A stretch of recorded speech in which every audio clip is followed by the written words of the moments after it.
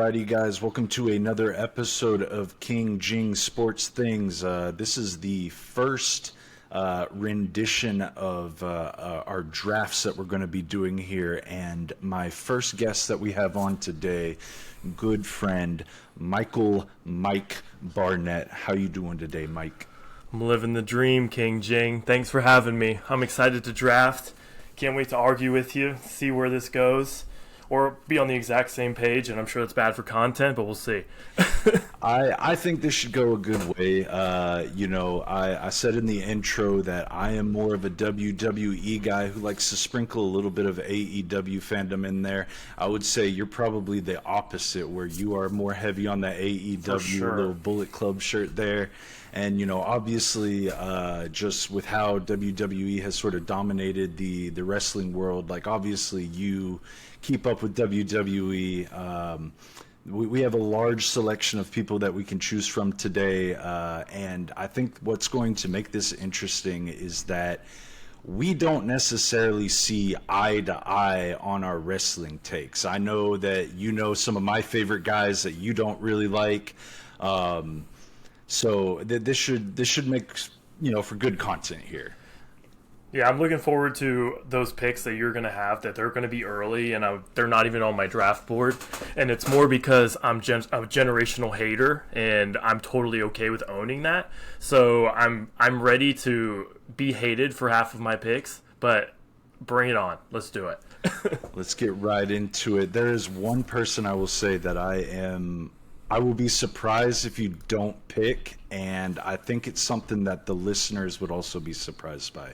You have talked pretty fondly about this individual in the past, so it'll be interesting if he ends up popping up on the list, because he was certainly not on my draft board. Absolutely. But as the guest, I'm going to go ahead and give you the first overall pick.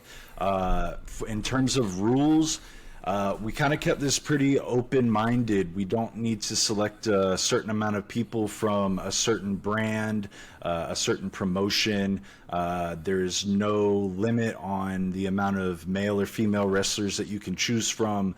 I guess the only rule is that you cannot pick a faction or like a tag team. These are all individual people here.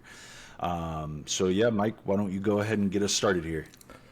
Well, to nobody's surprise, or at least not to your surprise, my first pick is going to be the one and only Will Ospreay, who I was going to wear his shirt. And the reason I didn't is because I didn't want to give my first pick away immediately. But in my opinion, he is by far the best wrestler in the world right now, in any promotion. It does not matter. There's nobody that's putting on better matches, that is promoting better, doing a better job all around than him. He's done it in New Japan. He's done it at AEW. I know some WWE fans hate him because he had the smallest beef with Triple H, if it was even a beef. If anybody watched the Chris Van Vliet video, they know it was literally nothing. But, of course, people take that and run. So I think, obviously, number one pick, greatest wrestler in the world right now, Will Ospreay. Hard to argue against that. Growing up, my parents would never let me go to wrestling shows, so you were actually the first person to take me to an actual show. And by far, Will Ospreay was the greatest performer that was there, and it was a star-studded cast. I'm not going to get into it because we're not going to try to tip picks here. But, the Triple H beef, that was definitely just for show. Put your name in the headlines for a little bit. I know that Triple H wanted him to come over to WWE. There was definitely some sort of, bidding war between the two promotions. But I think he ended up right where he needed to be. I think he can,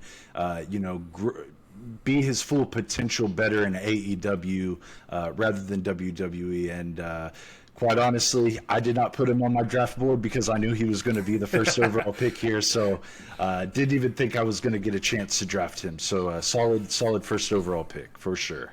Totally understandable why you wouldn't pick him. You knew I was going that way. I couldn't help it. But you would be surprised. My second pick almost was my first pick, assuming you don't take him here, but you might. So we'll see. But go ahead, Jimmy. Who's your first pick? I am Actually, it'll probably be a little surprising. I am going with an AEW guy. He has been one of my favorite guys. He used to be in WWE. They did not use him well over there, but man, has he broken out over in AEW. I am going with Swerve Strickland. I'm devastated. I'm devastated. Dude has been around for a little while. You know, he was with Major League Wrestling. He was with Combat Zone Wrestling. No matter where he's gone, he has gotten the respect from his peers. He has put in the time. You know, like I said, when he was with WWE, they didn't use him like to his full potential. He was in NXT. I believe he's a North American champion. They pulled him up to the main roster, and man, did he just flounder. They put him with a faction. They ended up releasing that entire faction all at once. And man, he goes to AEW. He sort of goes and reinvents himself, and he has just developed himself into an absolute star. You know, he is a AEW world champion. He has won a tag team champion with another individual. I'm going to go ahead and say it, Keith Lee. You know, I doubt he's going to end up getting drafted in this, but he has solidified himself as one of the pillars in AEW, and I'm excited to see what he has, you know, coming in the next few years. Color me shocked. There's no way I thought you were taking that. He was easily second on my big board, and again, like, I thought about taking him one. He was very close. He is the cream of the crop in wrestling right now. What he's going through, what he's doing with others in AEW is unmatched. He has a championship wrestling match coming again here with Jon Moxley shortly.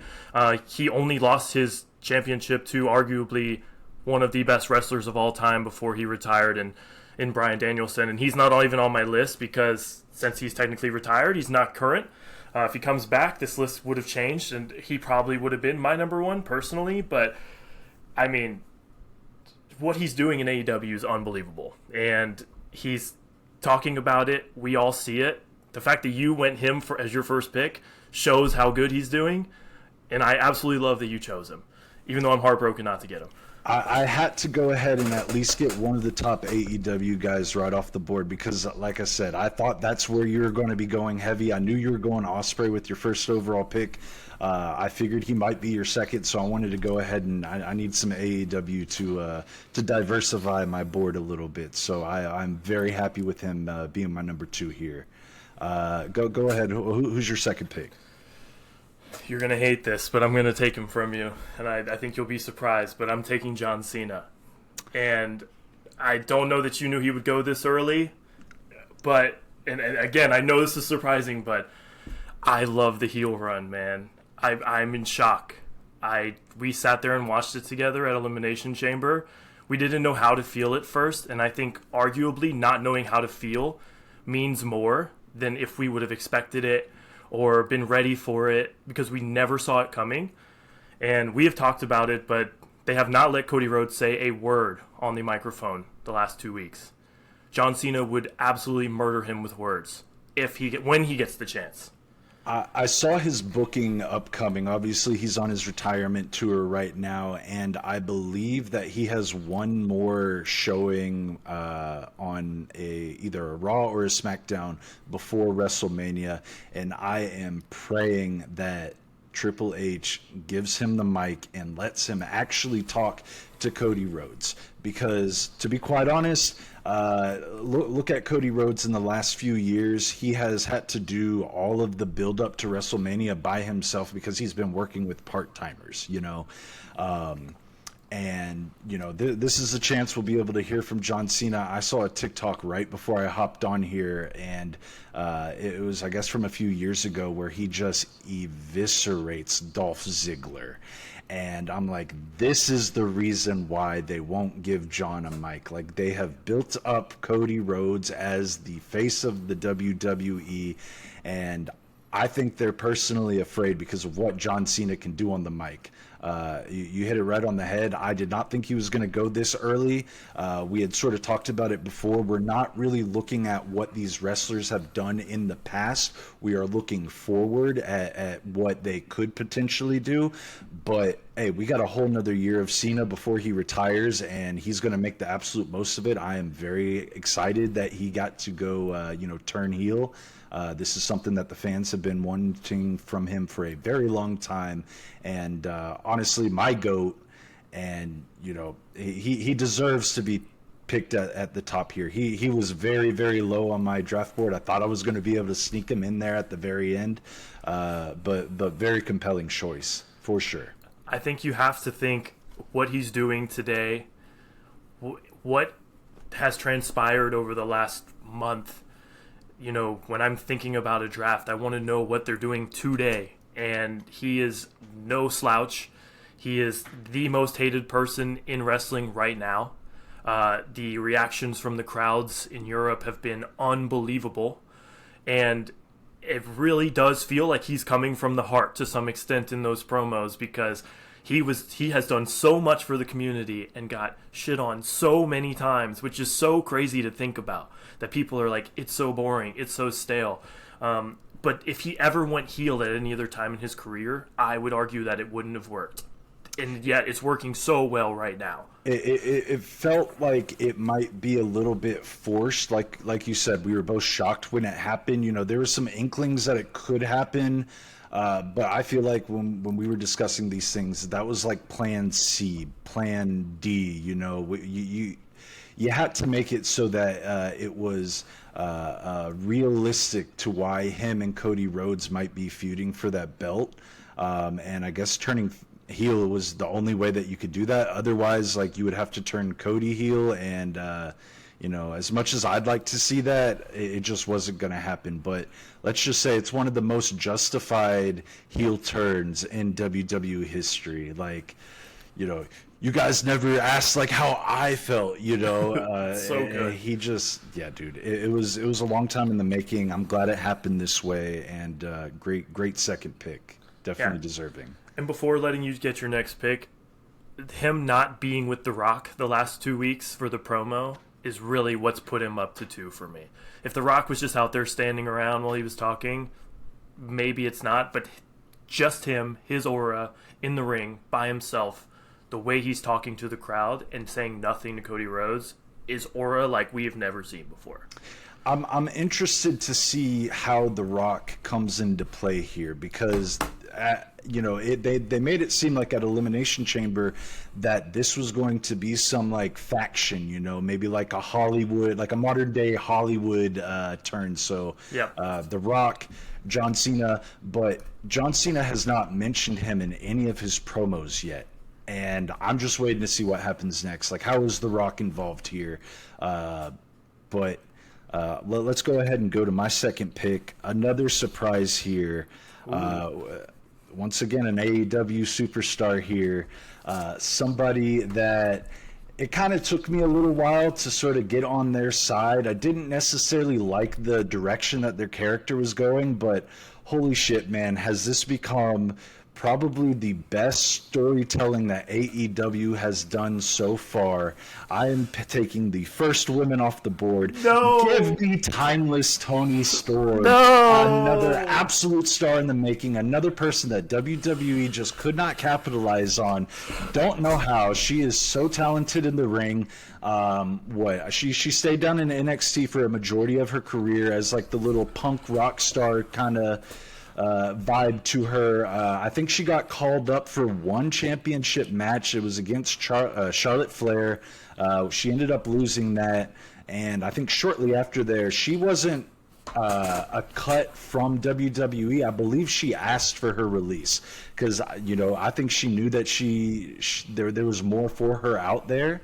And man, was she right, because she has been killing it over in AEW. Like I said, probably the best storytelling that they have done with her and another woman. It started out pretty slow. When she got to AEW, she got paired with Saraya and Ruby Soho. a couple other WWE releases. They went on their run as the Outcasts. I think she won the title twice while she was sort of in that era. She got hit in the head and she turns into Timeless Tony Storm. And man, has that been such like a fun story to follow along with. Like I said, best storyline in AEW history, arguably. She has won the most women's title in AEW short history so far, and she's still pretty young, so she hasn't even reached her fullest potential. So I'm ready to see what happens next with her. Unbelievable pick. That was high on my draft board. Honestly, she was next for me. I never thought in a million years you were going to go that way. Two snipes. The Hollywood ending is the greatest story in women's wrestling in the last, maybe ever. Her and Mariah May destroyed each other for that championship. And there's a lot of people that would argue, like, they don't like it when the girls get gruesome. They don't like it when they do that. It was so well polished. It was not just blood. It was everything that they did. It all meant something. Finishing with the shoe. It started with the shoe. It ended with the shoe. This is what everybody asked for out of AEW. And then they get it. And then they still try to find a way to shit on it, which is crazy. But it was the best. Everybody knows it was the best. It definitely should have main evented that night. It is what it is. Going back, I went and watched the Moxley Cope match again. It's not a bad match, but the matches before it were just so good that it just didn't matter, and that one could have main evented any pay-per-view in any promotion at any time in the world. I'm so jealous that you took her because she is unbelievable at what she does. Nobody's played a story like she does, and I don't know if you saw Dynamite this past weekend, but she just was in a tag team with Thunder Rosa versus Megan Bayne and Penelope Ford, and she's so selfless too. She took a pin as champion. Doesn't lose the championship, but to get them ready for their match in Dynasty, it's going to be an absolute banger. She's the top female wrestler in the world right now. 100%. Can't deny that for sure. Absolutely. I'll go ahead and pass it off to you. What's your third pick? Well, that has thrown me for a whirlwind. She was my next pick, and I didn't want to pick. I had like an order, but for me, it's like, as we're talking, like, I want to understand, like, where do I want to go next? To be honest with you, and maybe this is boring, but I'm going with Mariah May. And I know that she's been in the news this week because her contract might be up with AEW, and she would be an absolute superstar no matter where she goes. In Stardom, she was a superstar. AEW, she's a superstar. If she decides to go to the WWE, she would be a superstar there too. But the Hollywood ending is nothing without the 6 months of Toni Storm being gone, right? And her continuing to just squash the division. It was actually really important. A lot of people were like, this is getting boring, this is getting stale. But it was important to the storyline for Toni to be the one that comes back with, suddenly forgetting everything, right? Cosplaying Mariah after Mariah cosplayed Toni. They could not have done it without each other. And although I think Toni Storm is number one right now, Mariah May is the closest second that anybody could be. I cannot wait to see what she does when she comes back, who she feuds with next, because it's going to be amazing. And I have to pick her. I wouldn't want to see you take her too. That would probably devastate me. I will let you know she was not on my board, even though she certainly was deserving to do so. She had a short WWE appearance. I don't know if you knew this, but I think she ended up going to the WWE Performance Center, so she's got a little bit of experience with William Regal. You did mention it. There's been a lot of news about her this week. A couple pictures of her maybe being at WrestleMania, and there's some rumors that she may have been using AEW as a stepping stone to get to the big stage, if you want to even call it now, in WWE. But yeah, she has been successful no matter where she goes. So if she goes to WWE, very happy with it. I think I'd prefer her in AEW. I think she's going to get that spotlight a little bit more over there. But, I understand if she thinks she needs to do what's best for business. But solid pick.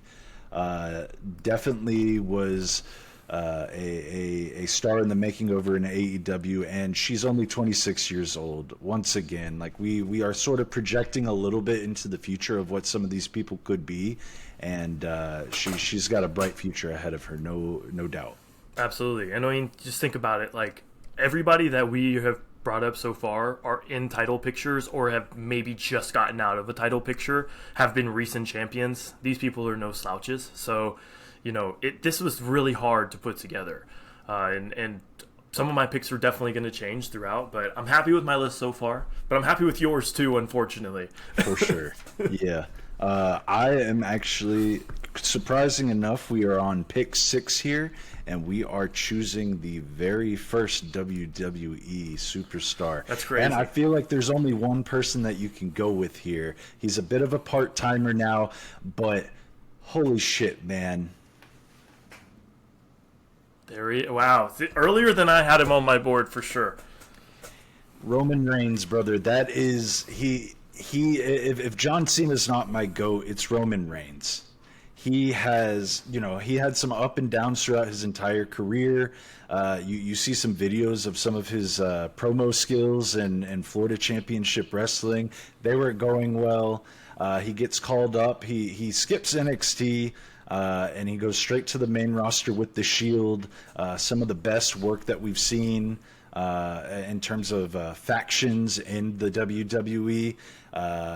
A lot of fans hated him after that because, Vince decided that they were just going to push him to the absolute moon without truly deserving it. He's got the look, or I guess he had the look at the time, but his promo skills were iffy at best. You have the suffering succotash promo, infamous in the WWE, but man, he reinvented himself. He came back as the tribal chief.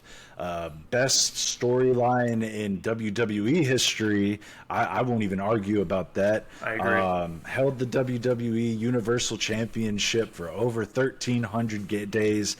He has main evented the most WrestleManias out of anybody. He is beginning to transcend the WWE universe. He's not only a guy who has been in the main event picture, but he held the U.S. title. He held the Intercontinental title. He is a tag team champion. And I mean, if we're talking about straight wrestling chops, he's not the most skilled guy. I can, admit that. But brother, if you're talking about straight aura, that man blows the roof out of every single arena that he is in. And a third rounder here, I'm taking it. Roman Reigns. It's the right pick. I totally understand why you did it. He's super high on my board, as you know. If he was on TV every single week, he could have been a number one pick. But he's not, and that's okay. But I can think about, when I've been to shows here in Atlanta and his music hits and he comes out, I start shaking. It's an unbelievable feeling. It's like no other wrestler I've ever seen. Like, you don't realize how excited you are to see him, the aura that he brings with him, his slow walk to the ring. It's mind-blowing. And I personally, for a while, got so bored of the WWE and all of wrestling before AEW started, right? And the Bloodline story hooked me back in like no other and has made me watch every promotion for the last 3 years to understand how I'm feeling about it, because it brings you in and sucks you in so good. I literally go back and watch the videos on YouTube that WWE posts just of Bloodline stuff because it's so good. I think they got like a 4 or 5 hour storytelling of how the Bloodline, came to be, and like the ending, obviously, WrestleMania last year. I mean, you could argue that the story is still going on right now. It has definitely slowed down a good bit in terms of, I would say, interest in your everyday fan. But brother, yeah, you got to take Roman Reigns here. I'm very happy that I got him in the 3rd round, and so deserving. Like I said, if John Cena's not your GOAT, then Roman Reigns is probably right around the corner for me. Absolutely. Or out of this world. I couldn't agree more. So I guess with that, I think you're going to be a little shocked at my next pick, but I'm actually going to take Seth Rollins. I don't think you thought he would be this high on my list, but this is an every week go to work, injured, doesn't matter, promotion on your back kind of guy. It doesn't matter whether you like him or not. He is there every single step of the way, putting his body on the line to bring the WWE to the top. It's what we talk about all the time, and I'm sure we'll get into it later when you bring up somebody else, but one person stayed long enough and has done everything he absolutely can in the WWE, and it's Seth Rollins. I think about WrestleMania last year when he was fighting just completely injured, and Drew takes the title and then obviously loses it immediately. But working up to that, we didn't even know if Seth Rollins would make it to the main event or to opening WrestleMania on night one. We didn't know. We were scared. We wanted to know. He beats himself up every single week. Nobody cares more about the company he works for than Seth Rollins. And here he is again, involved fighting Roman Reigns and CM Punk coming up here at WrestleMania. He's never not in the picture. Doesn't matter what he's doing. It's hard to see anybody else, for me, from the WWE being taken above him and the other two guys we already picked. For sure. We're talking about me sniping you. Seth Rollins was my next choice, 100%. An absolute workhorse for the WWE. WrestleMania started doing the 2-night things, and it was last WrestleMania where he worked both nights. You mentioned he came in injured, and man, like you said, he is just a company man. He is always there. On a nightly basis, something that you can't say about Roman Reigns, something you can't say about some of these other guys, John Cena. But also, he has continuously developed his character. He was the visionary. He goes into the Monday Night Messiah, Seth freaking Rollins. Like you made Seth freaking Rollins work. I'm so glad he just recently dropped that from his name. That had Vince McMahon written all over it. Absolutely. One of the best entrances in the game. You get the entire crowd singing "Whoa!" It's phenomenal. That is a 5-time world champion. He is the inaugural world heavyweight champion in terms of modern day history. I know the title existed beforehand, but when they brought it back, he was the inaugural world heavyweight champion. He was the inaugural NXT champion. He can do it on the mid card. He can do it with tag team. He is a 6-time tag team champion. He is a 4-time mid-card title holder. He won the Money in the Bank. He's won the Royal Rumble. He's done it all in the WWE. And I was a little bit worried that he might jump for AEW. He does have some relationship with those guys over there. But man, he's just a company guy. Great pick. I have no problem with him going number 4. And if we weren't in such like a top heavy, like there are so many stars in wrestling right now, and sometimes you just think that Seth Rollins does not get the recognition that he truly deserves. But man, he's definitely one of the best wrestlers out there. He on all levels. You ask him to do anything, he'll do it. And phenomenal pick. No arguments there, man. Yeah, he's special, and we're thankful for somebody like him. And if he ever wants to come over to the dark side of AEW, we'd be happy to have him.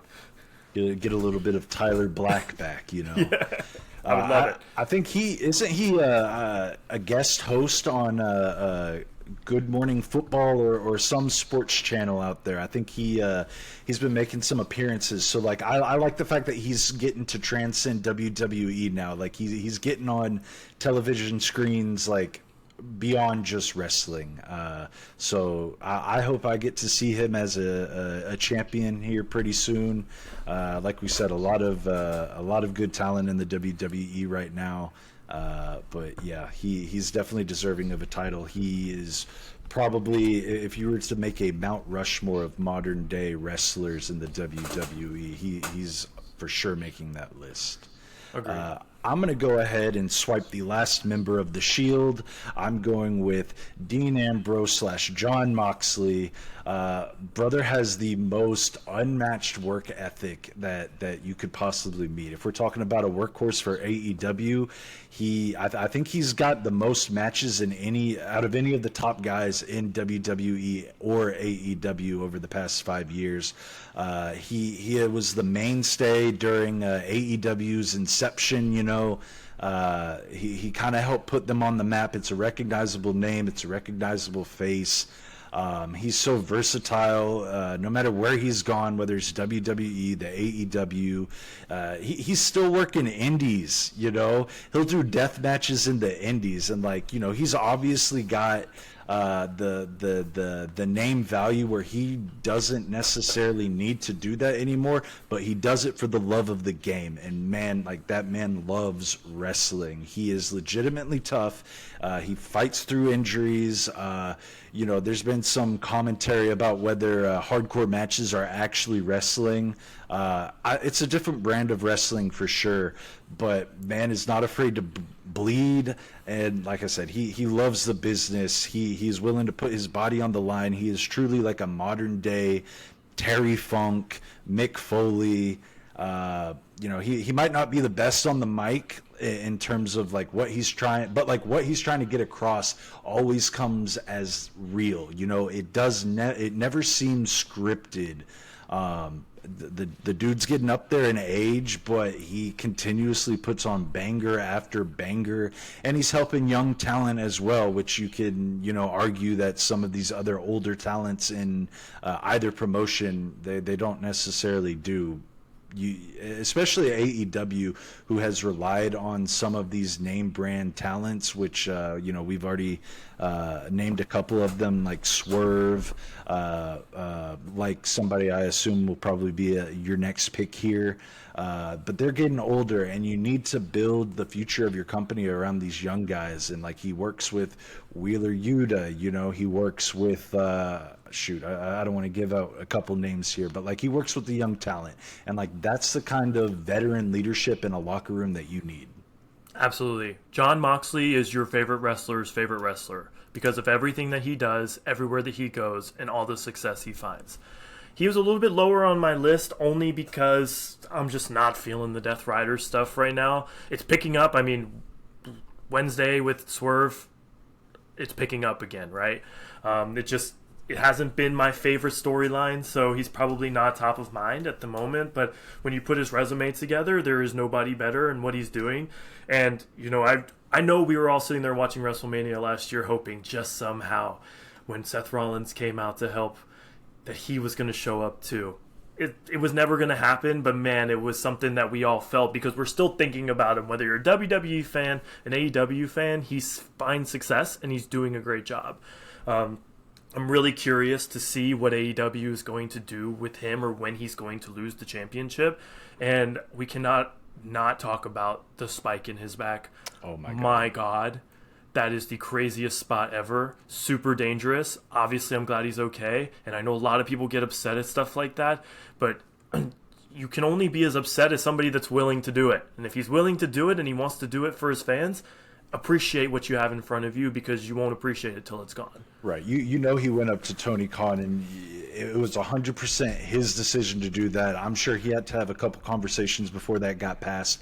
But some of my friends that don't watch wrestling sent me that clip and it was like, oh my God, look how brutal that is. And like I said, he's willing to do whatever it takes. He'll put his body on the line for whatever, just for the love of the game. And you got to respect that. I agree. The Death Riders is not a great storyline. It's very slow. I wouldn't even call it a slow burn because a slow burn implies that there's some interest behind it. So I'm ready to see what's next. He will put on an absolute banger with Swerve Strickland. I am sure of it. Yep. But I had to have him on the list. I'm a little bit mad now knowing that he was a little bit lower because I think I could have snagged this guy that you might pick here. But yeah, definitely happy with my pick. I think you're going to be surprised, and I'm actually going to go with a female. And the reason is the last year of work they've put in. And I'm going to take Liv Morgan at 5. I know for a fact you didn't see that coming. There's a lot of people that might disagree with this pick, but there is not a single female in the WWE that has done more than she has in the last year. Her feuding with Rhea Ripley, the Dominic Mysterio stuff. Dominic Mysterio, what a guy. I mean, the luckiest guy on earth, if some would say. I'm not saying that. I love my girlfriend, but some would say luckiest guy on earth. The storyline between Rhea Ripley and Liv Morgan was incredible. I'm glad that it's mostly done to this point because it was just getting a little stale there at the end. But when Rhea Ripley got hurt and she was out, Liv Morgan carried the women's division on Raw. When Rhea Ripley came back, Liv Morgan carried that. Got literally involved in Naomi, Bianca, Jade Cargill issues, right? And we saw that Elimination Chamber. We all think Liv Morgan's about to get her ass beat, and here comes Jade Cargill. She starts beating on Naomi. Liv Morgan is involved everywhere across the board right now. She is doing such a great job. Is she the greatest wrestler of all time? Probably not. Do I think that she deserves the love today for what she's done over the last year? Absolutely. She's my 5th pick. No arguments there. I like the pick. God bless Dominic Mysterio's wife, fiance. I don't know what the status is of them right now, but she is a strong woman. Can't deny that Liv Morgan has sort of carried the that feud and probably the entire women's wrestling division in WWE over the last few years. Once again, another person that sort of transcends the WWE. Even my girlfriend knows who she is. And man, yeah, I'm excited to see what she has going on for the next couple of years for sure. Great pick. She's still relatively young as well, right? I think she's 30 right now. So she still has a long future ahead of her. She is finally getting the props that she deserves. I'm seeing right here she is the inaugural Crown Jewel champion as well. Don't know if that really means anything. It means something to me. It means something to my 5th pick, Jimmy. 2-time world champion. She won the Money in the Bank. She's currently holding the women's tag team with Rodriguez. So, I want to see her more in the main event picture. Right now, it's a little bit crowded up there at the top. But great pick. No arguments there. Another woman that I did not have on my big board here. But that does not devalue your pick whatsoever. Still a fantastic pick.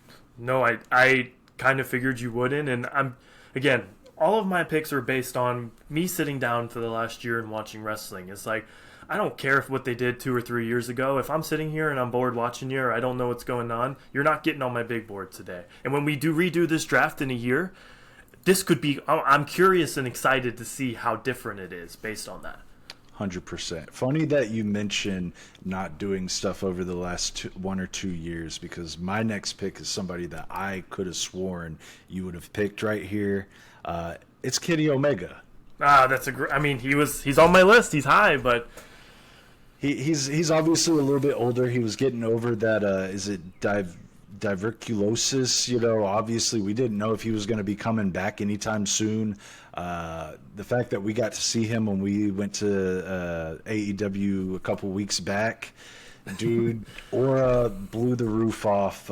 He is probably one of the biggest worldwide superstars, probably the biggest superstar that has never had to go to WWE, and it is incredible for what he's been able to do without having to go to that big of a platform. The dude has had such a big global impact on the wrestling world.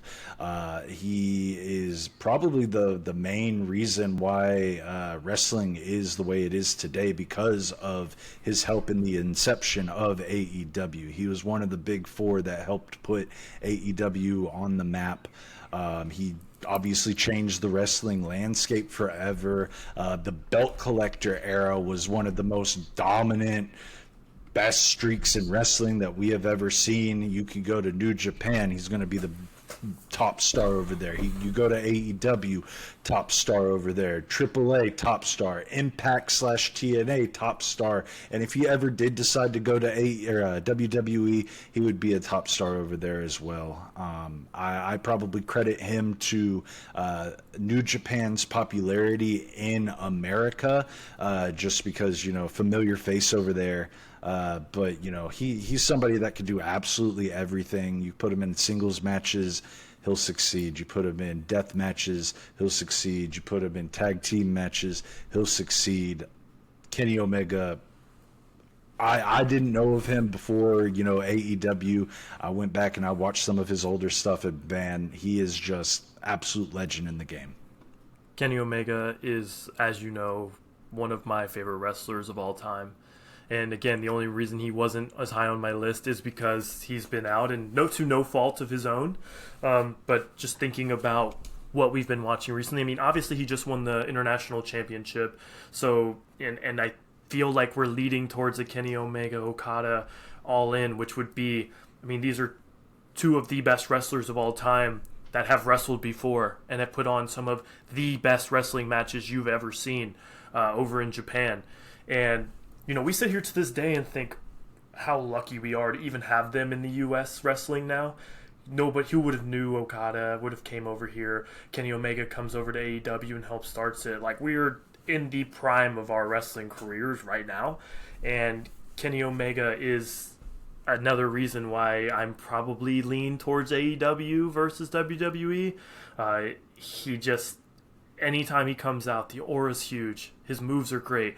The One-Winged Angel is so sick when he finishes with that. One of the best finishers in the game, man. You just can't argue against it. He's just one of the best champions, and I'm sad to not have him on my board, but I am trying to keep it to where they've been right now. Where are they sitting right now? And he was so close. He almost made it to me. I will probably take a little bit of a hit. I feel like I could have gotten him a little later because, like we said, we're looking forward. But as of right now, it looks like Kenny Omega is healthy. I think we're going to get a few good more years, like probably another 3 or 4 good years out of him. Personally, I'd like to see him go over to WWE. If he doesn't, not mad about it. Only reason I want him to go there is obviously to get on that stage. WrestleMania is obviously one of the biggest events in the entire wrestling landscape. I think he deserves to main event a WrestleMania. But if not, dude is obviously one in terms of wrestlers who never went to WWE. People use that as like a way to become a mainstream guy. He didn't need that. And, man, what a guy. Yeah, what an absolute performer. You know me, I'm holding out the hope, and I'm obviously way too optimistic, but one day AEW and WWE will have a pay-per-view together. I know it sounds crazy, people don't believe it's going to happen, and I'm just being optimistic, but just imagine somebody like Seth Rollins and Kenny Omega fighting for a championship or something, just having that forbidden door aspect. Like, it's something we all would love to see, and any WWE fans that say they don't need to see that are not real wrestling fans, in my opinion. I agree, 100%. All right, am I next? Let's see. We got 6th pick here. Okay, so I have a couple choices that I was thinking. I'm going to go with Hangman Adam Page. I know he's on your list, maybe not as high as this, but for somebody that has not really fought for a championship over the last year, he has been involved with every single person within AEW. He has had some of the best matches in AEW with your number 1 pick, Swerve Strickland, that we have seen that have been so intriguing. Him and MJF over the last few months have been some of the most intriguing content, starting with just bumping into each other, all the way into finally wrestling each other, which is something we've been looking for years. And every week he just seems to get angrier and angrier. And MJF put it perfectly. I don't understand why everybody loves this guy that does crazy things and doesn't love me. And that just shows you how over he is with the fans no matter what he does. That speaks volumes for what that looks like. And right now, sitting here today, he could do just about anything in AEW and I'm going to love it. So he's going to be my number 6 pick.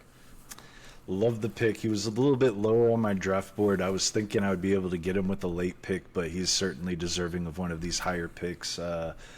Like you said, great storytelling. I was not necessarily sold on him as the anxious millennial cowboy, you know. Him with Dark Order, it was a little iffy for me, but it was his bangers that he put on with Swerve Strickland that really sold it for me. That man is a workhorse over there. Like you said, you can put him in absolutely any situation over there and he will probably succeed. He's one of those dudes with that underdog charisma that you saw in a Daniel Bryan, that you saw with some of these lesser known guys. I don't want to give out too many names here just because I might have somebody here picked somebody picked here in the next few picks, but like he still exudes that like badass energy that Stone Cold Steve Austin gets, and it's like you get the best of both worlds for him. He's constantly involved with everybody in AEW. You will see him in a cut screen. You will see him in a match with them. He's always involved with like these top feuds, and you know he elevates whoever he's in the ring with. And I would probably say one of the reasons that Swerve Strickland was picked so high is because of their feud. And yeah, just absolute bangers, man. I mean, just, their feud was so crazy. Thinking about going to each other's house, burning it down, beating up people behind their backs, like just unbelievable stuff that like you just love to see. You want to see them go through anything that it takes to get to the top, and that's what they were doing. And like that's why he's been driven so crazy over the last few months. He's like, he doesn't understand why he's not at the top. I'm so excited to continue to see where it goes. I'm curious to see where he goes for All In, because there's a lot of potential out there and a lot of people that want to fight him. I will throw in there that yeah, like all of his promos, they're so emotional. It just feels real. Everything that he's saying, like the looks in his eyes, like you know, like everything he's saying is like he means that shit, you know. Absolutely. But great pick. I had him a little bit lower, but you know I think that's just because of my slight WWE bias that I have. Understandable, and towards my AEW bias, obviously. Let's see here. Who do I want? I'm picking him. I kind of hinted at it the other day with you. I put a high premium on my luchas, man. Rey Mysterio was one of my favorite wrestlers growing up. He was another underdog that, you know, he's so small. He's not necessarily he's not what Vince McMahon sees in a WWE superstar. But my pick is not Rey Mysterio. It's Penta. Cero Miedo, man. That guy, I learned of him from AEW. He put on absolute bangers with his brother. Don't want to throw out too many names here. But yeah, fucking bangers over in AEW. He came over to the WWE. He's gotten the single runs I've always wanted to see him in. He is succeeding. And I think he is going to be one of the guys, like, throughout the 2010s, you saw a bunch of different luchadors that were brought to WWE who was like they're the biggest thing in Mexico at the time, and they just flopped there. They weren't able to cut good promos. They weren't able to sort of relate with the audience on like that personal level, but Triple H and the WWE have done such a good job as propping him up as like this guy that you need to see. He's done a great job blending like the traditional lucha libre stuff with like modern day intensity. Dude switches up his gear every time he comes out, so it's constantly changing. As well as the type of matches that he's doing. He can put on like a hardcore match. He can put on a high-flying lucha libre type match. And another guy who's just found success no matter where he's gone, whether it's AAA, Lucha Underground, AEW. He's probably had one of the best tag team matches that I have ever seen from All Out back in 2021 with the Young Bucks. In the steel cage. But man, that guy has got elite charisma. Love his walkout, love his little dance. He's got the catchphrase. I personally wish that we got to see, again, I'm projecting here a little bit. There has been a lot of rumors that his brother Rey Fenix has been picked up by the WWE, and it only makes sense to put them together. I want to see him with the Intercontinental. I want to see him with the U.S. Championship before that happens. I want to see a singles run, and I just don't see that happening, unfortunately, because I think if you put Rey Fenix out there by himself, you're just going to see him flop. So I think he might take a little bit of a hit on that, but I'm liking what I'm seeing so far. He's messing around with the Judgment Day right now. He's rumored to be in a big match for WrestleMania, and I'm just excited to see him on the big stage. I think he's a great pick. He was not on my board at all. Probably biased, obviously, because I'm a little butthurt. As you said, like when people ask me, like, "Hey, I want to watch a tag team match. Don't really watch wrestling. What's one that I should go see?" That him and Phoenix versus the Young Bucks match is one that I point to. It's one of the best we've ever seen, and they deserve their credit for that. Seeing them both go to the WWE. Obviously there's been rumors that they have been talked to way before their contract was up. Stuff like that doesn't fly with me. It's funny, if it happens on one side, it's okay. If it happens on the other, it's not. So, that always bothers me. But I think Penta himself is a fantastic wrestler. I love it when he goes, Zeto, Miedo. Seeing him live with AEW before he moved was one of the cooler experiences, especially being second row. Like, he's unbelievable, high flyer, a lot of energy, and I think that's exactly what you need. And I agree with you, he deserves a singles run. I would love to see how far he can go before just throwing him into a tag team, because sometimes when you move to a new promotion, just being put into a tag team is where you go to die. And it's not your fault, it's not necessarily the promotion's fault. Sometimes they're just trying to fit you in, but realistically, like, everybody seems to be loving it. He's finally getting all of the energy that Rey Mysterio always got, that people like Dragon Lee just don't get. Santos Escobar, like, people just don't get behind him. Even though they're supposed to dislike him, they just don't care. And it sucks, but that's just the way that wrestling goes these days. So he is on the up. He needs to keep going on the up. Don't stop what you're doing because it's working. Yep, 100% agree. These other luchadors that they have sort of propped up, they don't have the charisma that the Rey Mysterios of the world has gotten, and I think Penta has that. So I think it would be a very, very poor choice if you just throw him in another tag team with his brother. Maybe if you're doing that, you're sort of hoping that he revives the tag team division in in WWE. I think WWE thought they might be doing that with Motor City Machine Guns. I think that was a step in the right direction, but both of those guys are on the latter half of their career. If the WWE puts him in another tag team and just lets him go out, like, it's got to be game changing. You have to make Ray as dominant as Penta has sort of felt, if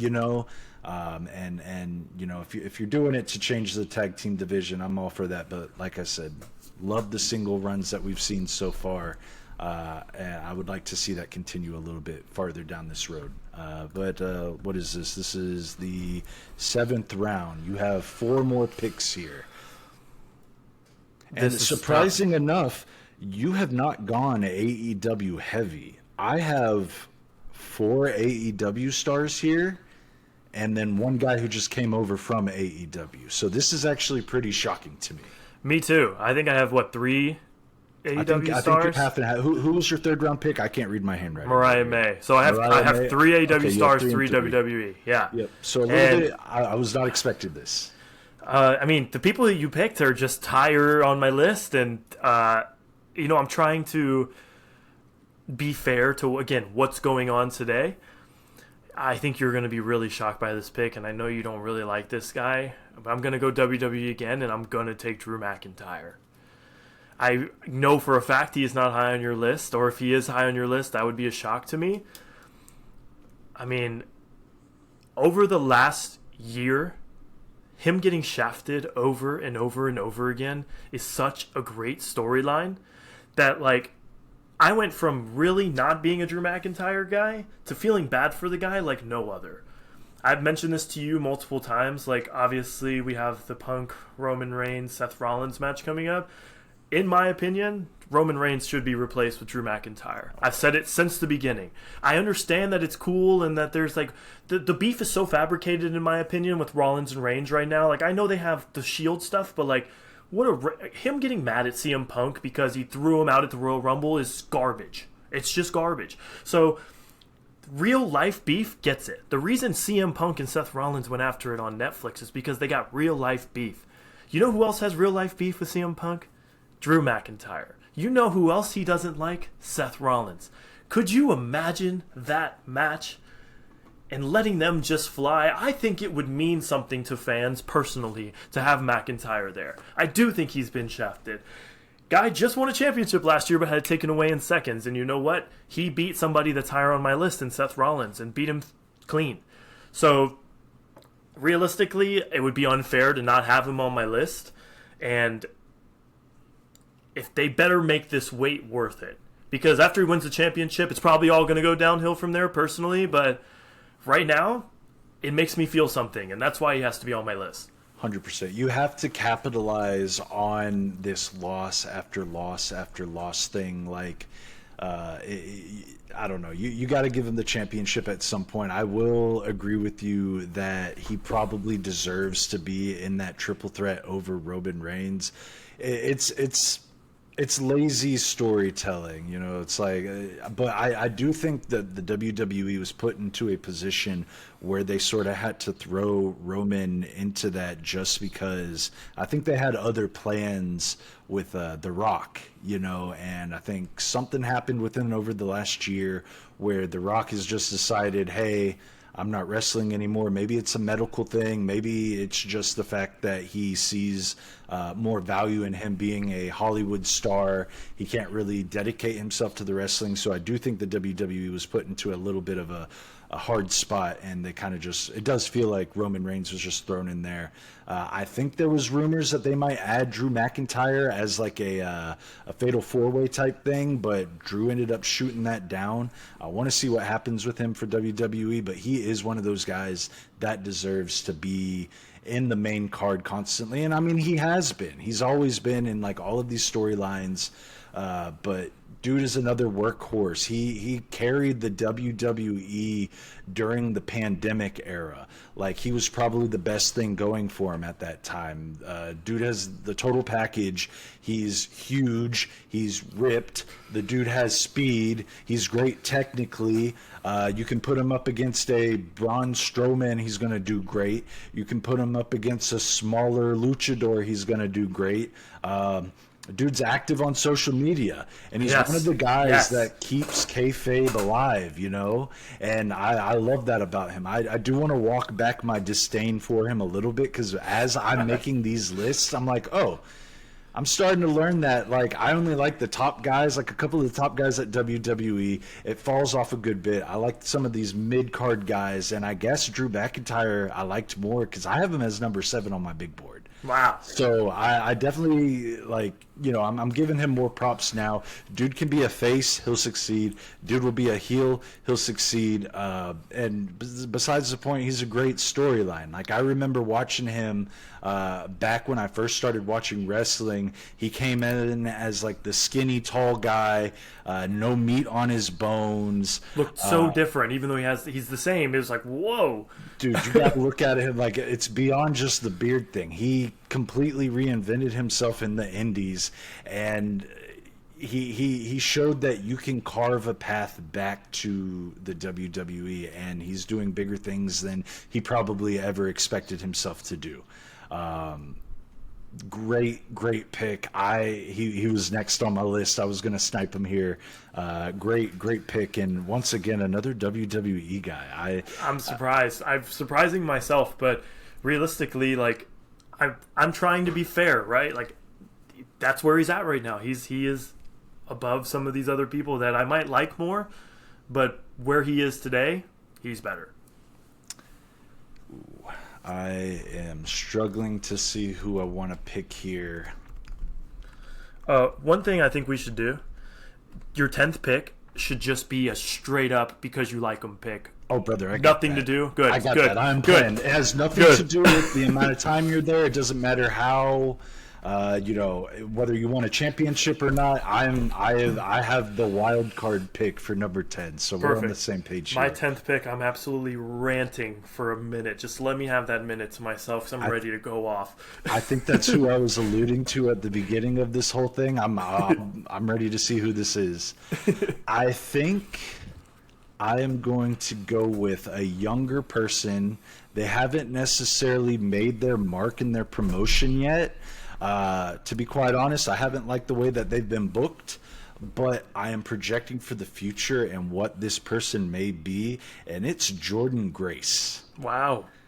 I don't know if she was going to be on your big board at all here. Like I said, she hasn't really done anything. You know, this is 100% speculation what she can be, but like she has one of the most unique looks in all of wrestling. I don't know if that's just because of the work she's put in. I don't know if it's because of a little bit of juice that she's been taking in on the side, but she is a part of a dying breed in the women's division in terms of absolute powerhouses. You don't see that often, and even the powerhouses that you do see, like you have the Rhea Ripley's of the world, you have the Raquel Rodriguez, but it kind of ends right there, you know? Yep. So I think she's going to come in. She's going to be a dominant force in NXT. I'm hoping she gets called up to the main roster quick, but I do want to see her hold the championship in NXT at least for a little bit. I think she has what it takes.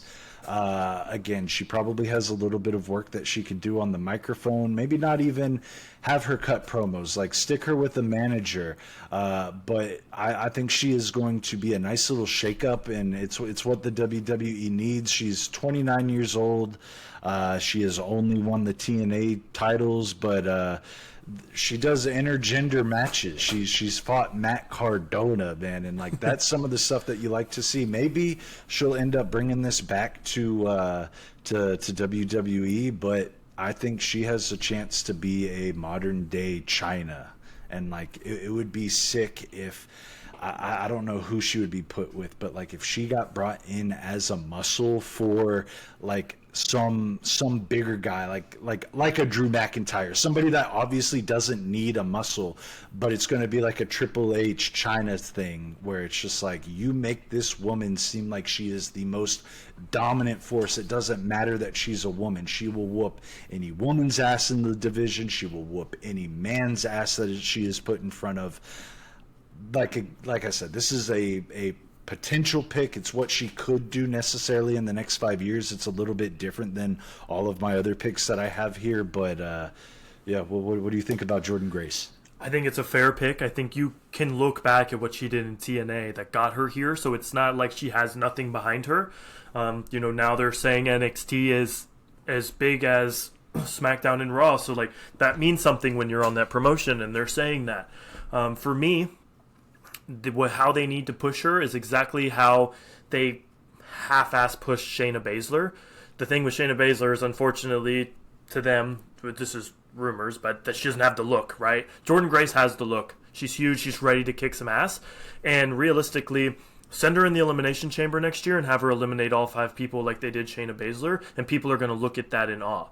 Right now, if you think about just the look and how people have dominated in wrestling, you can't sit here and not want to see somebody like her and Jade Cargill go after each other. They would be an unbelievable match. 2 absolute powerhouses ready to kick ass would be sweet. She has so much potential. She is working very hard. And now that she's made her move to the WWE, we won't know what's going to happen or how they're going to book her, but I think you're 100% right with what the future holds. Let's just see what they do first. The only reason she wasn't on my board is because she's not done much yet, and I'm excited to see what that takes her to do, though. For sure, she has a chance to be the next face of the women's division. Like you mentioned, NXT is being treated as like a third brand as opposed to a feeder brand for SmackDown and Raw. 29 years old, she still has a long career ahead of her. She still has a lot of things that she can work on, but yeah, this is definitely a projection pick, and I'm excited to see how the WWE books are going forward. Great pick. For my next pick, my 8th pick, I'm also going to go female. I'm going WWE again, and I think you probably know where I'm going. I'm taking Rhea Ripley. Actually, it was hard not to choose her before Liv Morgan.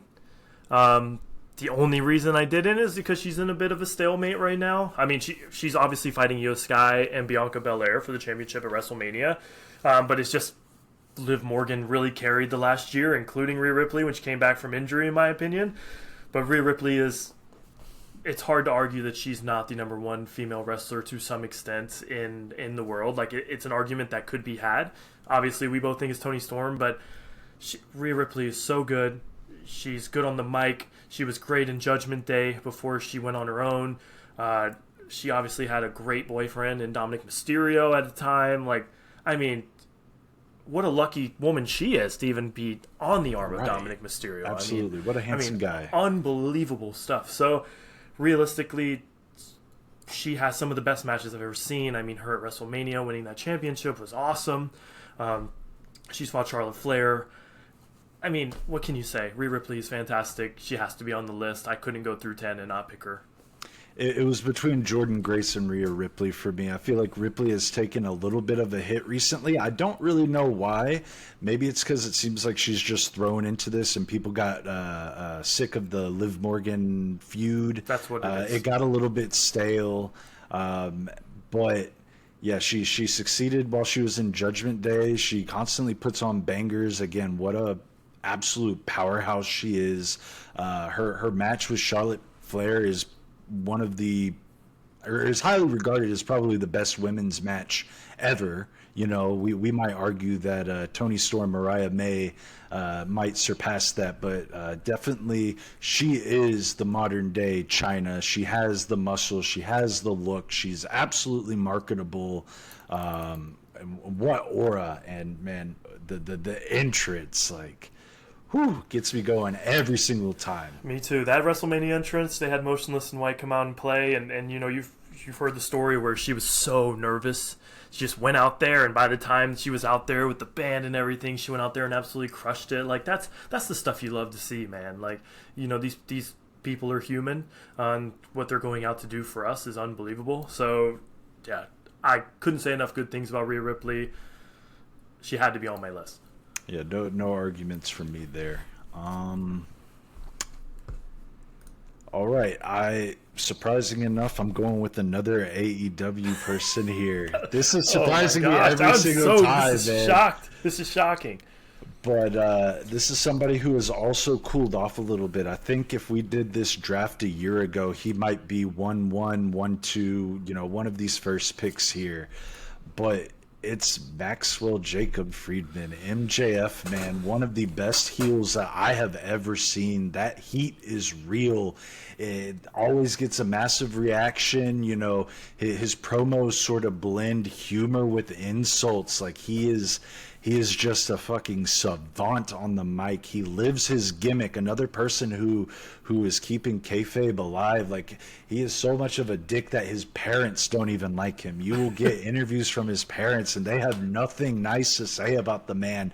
So, dude had the 2024 bidding war between him and AEW and WWE, kept everybody on their toes. That's somebody who I thought was a for sure lock. Why wouldn't he go to WWE? They will throw him the absolute bag. But Tony Khan opened up his wallet. He sent the Brinks truck up to MJF's front porch. He ended up staying. He's had banger after banger with Bryan Danielson, other well-respected guys in the industry. He is the longest reigning AEW champion in company history. Carried the company once CM Punk left. And you know, the Elite were kind of inconsistent at that time. You know, they weren't there on a weekly basis, but MJF was, and that was a time that AEW, you know, desperately needed these high ratings. You know, they were in the war with WWE. They needed to stay afloat, and you know, we just talked about it the other day. They surpassed the length that WCW was a thing, and you know, I don't think they get there without somebody like MJF. And you know, I feel like I'm saying this with a lot of the guys that we've picked here, but the dude is 28 years old, and he's you know, arguably the face of AEW. He's the future of AEW.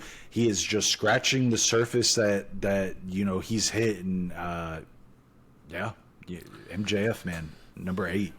He's not just an asshole. He's my asshole. Yeah. There's never been a wrestler that has been so loved and so hated at the exact same time like he is. It doesn't matter.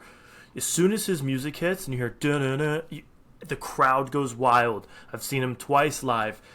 Everybody, it's like, it's so weird. It's like, do you boo? Do you cheer? Do you love it? Do you hate it? Like, it's so much of that, but it's so good that, like, he makes you feel like no other wrestler can make you feel when he comes out. 1 minute he says something, you feel like it's great, and then boom, it's like he hits you with something, insults everything about you, and you're like, what the fuck? And then you see him on TV the next week, and you're rooting for him again. And realistically, I think the only reason he wasn't higher on my list is because, and this isn't his fault, the Adam Cole story, the devil and all of the stuff was so good, but when Adam Cole got hurt and unfortunately couldn't do much, they improvised, right? And it's not easy to do. It could literally happen to anybody. Like, imagine if something happened in the bloodline and Roman Reigns got hurt in those 3 years and he was doing, I mean, it's not his fault. It's not anybody's fault. It's not Adam Cole's fault by any means. But when MJF finally had a friend, you were actually so entrenched in that. And, like, you always thought MJF was going to be the one to go behind his back. It was always MJF that was going to fuck it up. And what we don't realize is, even to this day, like, MJF was just on TV Wednesday for Dynamite talking to MVP about joining the Hurt Syndicate and, like, talking about how he'll never have a friend again. Like, that storyline is nowhere near over. When it comes back, will it be as popular?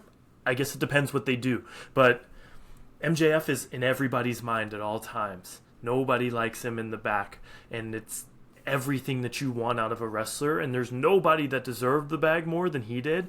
You know, I don't know what he would have went and done if he went to WWE or how they would have marketed him, but I don't ever want to see him go to WWE personally because I love him in AEW, and that's my bias. I agree. I feel like he can accomplish so much more over in AEW. I don't know. He's got the same EC3 sort of look, you know, and like you brought EC3 over to NXT WWE, and he plummeted, you know. So I think AEW is the right place for MJF. The way that he can just control the crowd, like, dude always gets a massive reaction. He is a savant on the mic, and I think I got a absolute value pick here with him in the 8th round. 100%. And he threw out the first pitch for the Texas Rangers yesterday, since All In is going to be there, and that's pretty cool stuff. So, and he made it to the catcher. I think he's got to get bonus points for that. So I watched that right before we hopped on here, and he was not on the mound. He had obviously taken a few steps forward, and, like, you know, he was probably like 4 feet in front of the mound, and then he took like 3 gather steps, and then he threw it. But he made it to the catcher. That's all that matters. He looks somewhat athletic, and people are getting on to him about not getting a pop at MLB. Like, come on, you're at a baseball game, man. Like, nobody would have expected that. Right, like, what exactly. are we talking Come about? on, you expect the entire crowd to know who that is and just boo the man? Like, nah. I'm not deducting points on him. But yeah, MJF, number 8 pick. Great value there. Future of AEW. Love it. I love it. Okay, my 9th pick is going to be somebody that's nowhere near your board. But what he's doing in AEW right now is so sick, and he's just had some of the best matches with Will Ospreay. It's Kyle Fletcher. He has been unbelievable. I remember when I first saw Kyle Fletcher live here in Atlanta. He was still a part of the United Empire, and him and Mark Davis came out with Will Ospreay. They were still friends, but he has had such an incredible heel turn, going with arguably one of the best heels in wrestling today, Don Callis. Everybody hates Don Callis ever since what he's done to Kenny Omega. He gets so much heat, and when you're in the arena, you can feel it, and it's unbelievable. And ditching Will Ospreay and staying with Don Callis and becoming what he has become at, he's 25, I'm pretty sure. He has one of the brightest futures in wrestling that we've ever seen. And, you know, the cage match with him and Will Ospreay recently at Revolution was chef's kiss. Them standing on top of the cage, staring at each other. These guys are brothers, right? Going to war. And they went to war. And a lot of people was like, too much blood. There was too much blood in the pay-per-view. Whatever. Like, these guys, like, legitimately at the end, before he gets hit with the hidden blade, is, I hate you. I fucking hate you. I mean, you could feel the genuineness coming out of him in what he is putting together. He might be losing a ton in some of these instances, But this guy is working his way to being one of the best wrestlers in wrestling for the next 25 years. He does everything you can ask from him, and he has some of the best skill set we have ever seen, and he's so young. I just have nothing but great things to say about Kyle Fletcher. I'm so glad he's in AEW. I cannot wait to see where he goes. He's my number 9 pick. He was nowhere near my draft board. I don't know too much about him. We obviously saw him live at AEW. He puts on bangers every time I see him.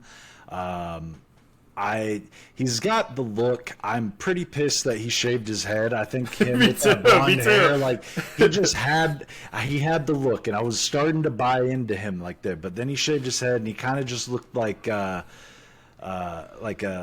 Randy Orton-esque like wannabe, you know. You got to think of the shave as a heel move, Jimmy. You know, that's what it was. It's like you were starting to feel it, and they took it away from you. That's what's so good about it. Yeah, I don't know. I like the beach blonde hair as like a heel thing. I feel like you could have pulled it off, but he obviously is extremely young. Like I said, he puts on bangers. He has impressed me so far. And like you said, he's young. I'm looking at it. He's 26. He turned 26 in December this past year. So sky's the limit here. I liked what I saw with Aussie Open and the United Empire, you know. And I think being with Don Callis is the right move in his career. It's only going to elevate him from here. And, you know, maybe 2 years down the line, 3 years down the line, we will revisit this. And this would be an absolute value pick because the man has wrestling chops. He's solid on the mic, you know. He has stated before that Jeff Hardy is like one of his inspirations. You see him with some of these like moves that he pulls in the steel cage match against an Ospreay, but dude, I'm excited to see what he's got going forward. He was definitely one of the most improved wrestlers. I think he got voted that by what was it, Wrestling Observer this past year. Sky's the limit with this guy. You know, he has the look. He's got the skills. It's just about putting it all together, and he could definitely be a staple in AEW for years to come here. Absolutely. I really think he's an underrated promo. I mean, him and Will Ospreay going back and forth. I mean, it's almost hard to do a bad promo when you are going back and forth with Will Ospreay. He'll pick you up, but he really holds his own well, and he's going to get into some real feuds here soon that I think will really elevate his stock. But he's basically my Jordan Grace pick. I'm really banking on what's going to come out of this, but he's already proven that he can do it. Now, what are they going to do with him? I agree. Good projection pick here. Another young guy. This is getting hard because I know we're kind of just tossing like the off the wall pick with the 10th pick. I still have a lot of my board here, you know. I do too. I understand. I didn't realize 10 was not going to be that much until right now. Right. I'm wanting to go 12, but I feel like this makes it all the more like, you know, difficult to pick who we got here. I've got people above him on my board here, but I want to stick with my mantra, and that is that I love Lucha Libre. That is one of the most exciting matches. I think it's, like I said, Rey Mysterio got me into wrestling. And this might shock you. I'm going with EO del Vikingo. Wow, I have him on my list. I have him on my list. You would be surprised. Dude, he is a rising star in the entire. He's not even a rising star. He's a star. Like he just gets injured a little bit too much, and I think that is the only downfall of this guy. But it's because he's willing to put his body on the line every single time he goes out on that stage. The dude hit a springboard 630 on Kenny Omega through a table, dude, and that's what put him on the map for me. I think that was back in like 2013, and I was like, I have got to watch this guy every given chance that I can. He's got charisma, he's got the look. He is a second generation superstar. That means he's a wrestling guy. He's not one of these guys that you see like in NXT where he's like you see a lot of like I don't think you're going to pick him here with the 10th pick, so I'm going to throw him out there like a Braun Breaker who obviously played football at KSU. His number one love was football, and he's been able to make that transition over into wrestling, and I think that helps because he's another second generation superstar. But Vikingo has always been in the world of wrestling. He loves that shit. He's willing to risk it all. Another projection pick. I don't think he has even graced what his peak is, and I'm just excited to see what he's got coming up for us. It's just about staying healthy going forward. But man, like that dude can do it all off the top of the rope. He's probably the most exciting high flyer that we have in wrestling right now. He is one of the most sent videos to me of people that don't watch wrestling. They're like, that was so cool. How did this guy do that? Do they all do this? The answer is no, they don't all do this, but he does. He has some of the best matches of all time in promotions that people have never heard about. And that's totally okay, right? Like, you can't ask everybody to watch everything all the time, but he was the reason you would go to watch Rampage on a Friday night at 10 p.m. When he had a match. You were turning it on, you'd watch the whole thing to wait till the end to get to him because he's so exciting. Nobody walks the ropes better than him. Nobody spins better than him. If he was healthy all the time, I could only imagine where he'd be sitting today. But when he comes in AEW, everybody gets excited for a match because he just does it better.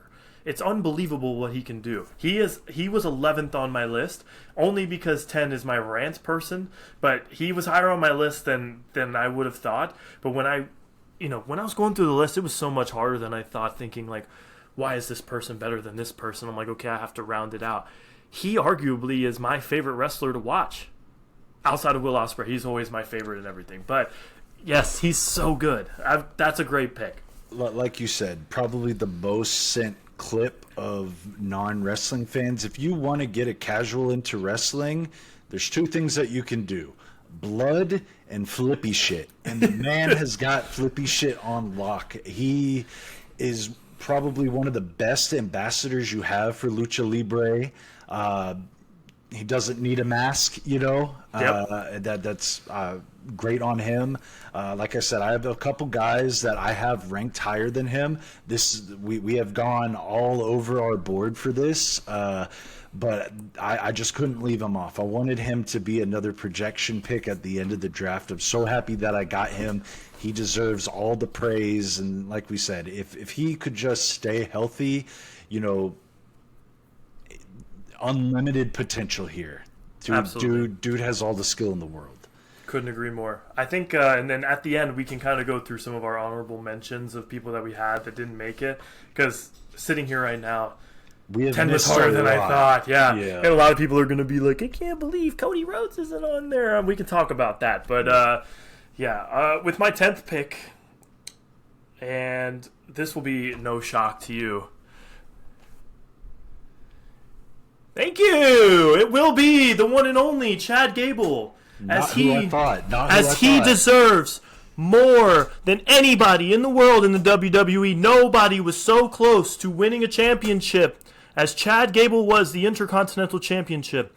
And then to just absolutely throw him into the fucking dirt. What the fuck? I've never been more intrigued by somebody since Kurt Angle as I have with Chad Gable. I was watching every single week hardcore, just excited for Chad Gable matches. Even when he was doing his dumb gimmick shit, I loved it. I bought into it. I have like 3 Chad Gable shirts. Like, I love that guy. I loved when he was with Otis in the Alpha Academy. I love that he turned heel. I love that he's got the Creed brothers coming and he's taking care of them. But why is he out of the picture? What are we doing? He is, in my opinion, one of the, if not the best technical wrestler in the WWE. He has more moves and can do more than anybody else. He is one of the best wrestlers in wrestling. And what the fuck have they done? He's on my list because I love him, but where the fuck have we gone with him? I'm in shock. This is another guy that I left off my board just because I thought you were going to take him sooner, but I was like, this is a Mike pick. He needs to have Chad Gable on his list. I did. I needed it. not who I thought you were going with number 10. We'll get to that in the honorable mention, but certainly probably the best technical wrestler that WWE has to offer right now. Totally dropped the ball. If there was anybody that needed to dethrone Gunther for the Intercontinental Championship, it was Chad Gable, and if he would have won that, he would have been sent to the moon, man. Like, the crowd loves him. He's got that Kurt Angle thing where, like, he is super serious. He appears super serious. He's great at everything that he does, but you still have that little bit of humor in him that, like, just, it hooks the fans, and it's like he's in such like a particular situation where it seems like WWE is doing a lot for him, but everything that they do doesn't help him at all. Like you said, the Creed brothers, you put him in as like the lead guy in a faction, and you would just think like, man, he is getting the pops with the Creed brothers. He's getting the pops when he was with Otis or Otis or whatever you want to call it. He is somebody that deserves more than he was given. And unfortunately, we were sitting there and we're like, oh, his contract is expiring here pretty soon. It was right before his match with Gunther. He re-signed, and you're like, okay, they had to have had some sort of deal where, hey, you resign and like just do more for me, and I would have bet all the money on the world that he was going to win the title, but he just didn't. And Sami Zayn, love him, but what did you do with that? Like there was no payoff with that angle. If there was anybody to dethrone Gunther, it should have been him. I don't know what WWE is doing. I wish that he could go and ask for his release and go to AEW, because I know he would be a top star over there. Look at what they're doing with Ricochet, man. Somebody that was just floundering in WWE, and like he's doing some of his best work over there. I think WWE limits a lot of their talent in terms of what they can do, and that's why you see the Swerve Stricklands of the world jump ship and go over to AEW. You see all of these other guys go there, and they immediately become, more than mid-card acts, and like at least impactful, right. And like that is somebody else. Like they gave Chad Gable the Shorty G gimmick. They made what's his Jordan Jason Jordan. They made Jason Jordan Kurt Angle's son. Brother, it was right there in front of you all along. WWE has done nothing but sell Chad Gable short of what he could truly do. He is the best technical wrestler in WWE. He deserves to be, like, again, maybe not what you envision as like a WWE championship. If you're not going to give him like a main title, let him be a top of the mid card, and you're not even doing that right. Yeah, it's crazy. And just thinking about it, we haven't seen him in a little while now, and he could be anywhere. I mean, we've seen this random luchador guy come out of nowhere, and some are comparing him to Chad Gable, but it's obviously not him. No, they look nothing alike. I mean, they have like similar builds, and I guess they both like the American-made thing, but that guy that you're referring to, he's from the Gulf of America. Yes, and Chad Gable's definitely not. No. Chad Gable has a 4.0 GPA, so I don't think he's calling it the Gulf of America, and just a thought. But then again, anything can happen. I'm not really sure, So yeah, that's my 10th pick. I'm heated right now. I can feel the inner fire. He deserves more than anybody else in the WWE. Yeah, he is probably the one that has been affected most by just I don't know, man. Like he deserves the world, and he's been given a crumb, and he does what he's told. He makes the most of every situation that he's been in, and yeah, he's one of those guys that he's a casual's favorite wrestler. Like Kelsey loves the thank you. Yes, exactly. Like he's over with the fans. He's over with probably people back in the locker room. Like all I hear is how well he works with others. You know. There's a reason they trust him every time somebody new comes in or somebody comes back from injury. He's the first person that wrestles them because they trust what he's able to put together. He's one of the safest wrestlers in wrestling. He was Pence's first match, right? Yep. Yeah, you stick him with absolutely anybody, and he makes the other person look better. He can take pins, and it doesn't affect him.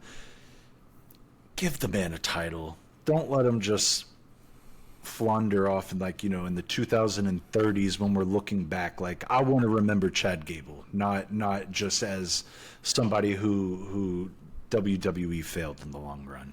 Amen, brother. All right, so like I said, I did not think you were going with that pick. I thought you were going with somebody else that we were talking about within the last couple of weeks. I picked this guy. He's 20th on my list. Like I said, I've probably got 3 or 4 other wrestlers above him here, but in just the spirit of going off the walls, I'm going with Bad Bunny. Oh, wow. Bad Bunny. Didn't even have Bad Bunny on my list. I thought about it, but since he hasn't wrestled since last year, I was like, I don't want to add him. Again, we're talking about looking forward here. We don't know if he'll ever return to the WWE, but if he doesn't, the WWE has messed up because that guy, he loves wrestling, and you can tell it. He had put in the work, and obviously he was wrestling with Damian Priest, a very safe worker. But dude, every time I see his entrance in Puerto Rico, the fucking drone shot coming in, the music hitting, playing. Oh my the God. entire arena is singing along with it. The dude has aura. He is a global superstar, and he has done things that other celebrity wrestlers just haven't been able to do. He like I said, he loves the business. Even though he's a celebrity, he took his training seriously. He took bumps, not just bumps. Right. I need to see him back. This is more of like a hopeful pick. I just really hope that we haven't seen the last of him because the dude can put on bangers. Bad Bunny, dude. He's so good for the world picture of WWE.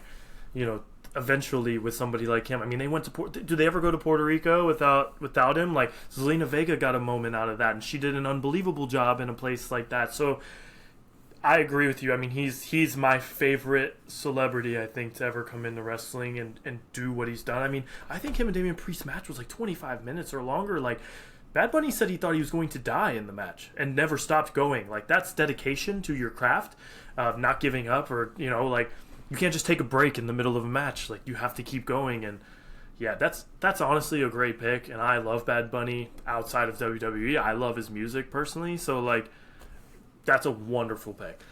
Like I said, probably obviously more deserving wrestlers out there. He has wrestled 2 matches, but that pop is probably my favorite pop besides Sami Zayn hitting Roman Reigns in the back. And that was the ultimate bloodline betrayal, but yeah, Bad Bunny, man, he has the best celebrity wrestler that I think we've ever seen. We've seen Shaq in the ring.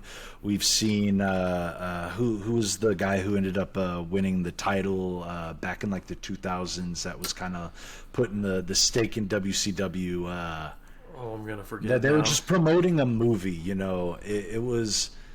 It might come to us a little bit later on when you're listing off your honorable mentions. I'll try to take a peek, but yeah, he obviously cares about the business. He put on 2 absolute bangers, incredible entrance, gives me goosebumps every single time I see it. Me too. And I think that is a great way to wrap up this draft. Okay, I'm curious who you thought I was gonna pick at 10. I think I know who it is, but I could have sworn you were going Logan Paul, which is why I wanted to go the Bad Bunny route. I was like, if we're taking like these gimmick wrestlers, if that's what you want to call it. Obviously, Logan Paul is closer to a full-time wrestler than Bad Bunny obviously is. I thought you were going that route, so I was like, I'm going with Bad Bunny here. But yeah, I thought you were going to go Logan Paul with that one. Logan Paul is on my list, and he would have, if Chad Gable was in a good place, Logan Paul would have been my pick. But I had to get Chad Gable out there because I had to rant. But as we've talked about the last couple of weeks, I think Logan Paul is great in the ring.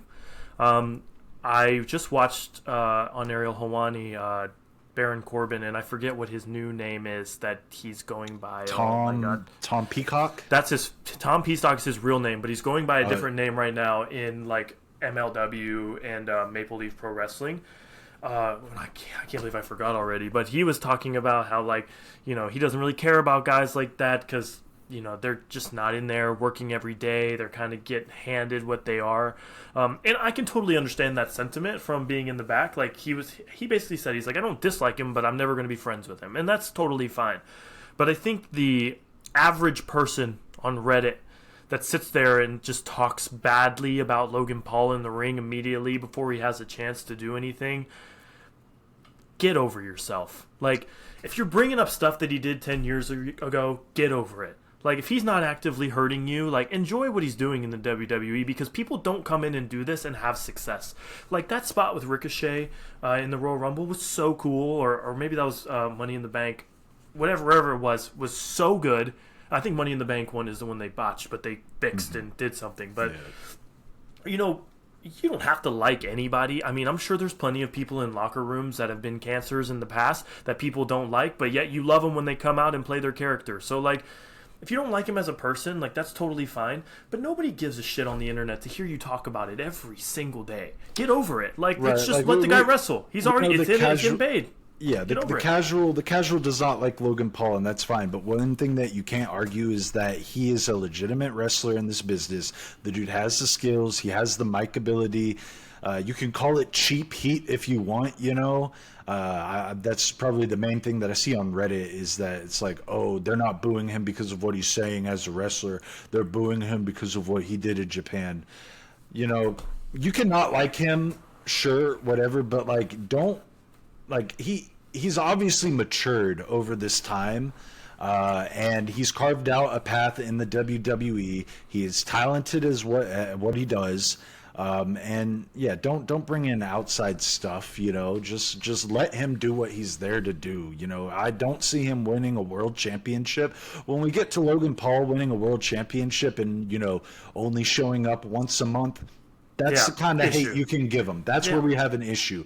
But, if you're coming in, like, he arguably elevated the U.S. title, not as much as Gunther did with the Intercontinental title, but, He got additional eyes on WWE, and I think that's what hiring him was supposed to be. That's exactly what it was. Yeah, it got people to watch, and it gets clips. That's the thing. Is like, we live in a world now where clips matter more than, honestly, the long form content, the show every day. Like, my friends don't send me a podcast of us talking and say, hey, listen to this hour 45. They send the 15-second TikTok that shows Logan Paul jumping all the way across the ring longer than most people can because he's a freak athlete. Like, yeah, sure. I'm not the biggest Logan Paul fan. I don't really care when he shows up in the WWE. But realistically, when he's there and he's doing something good and he's fought some of the biggest names and done it successfully, you got to give him credit for that.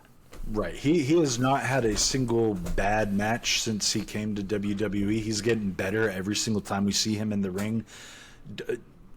Like we said, let him do what he is supposed to do.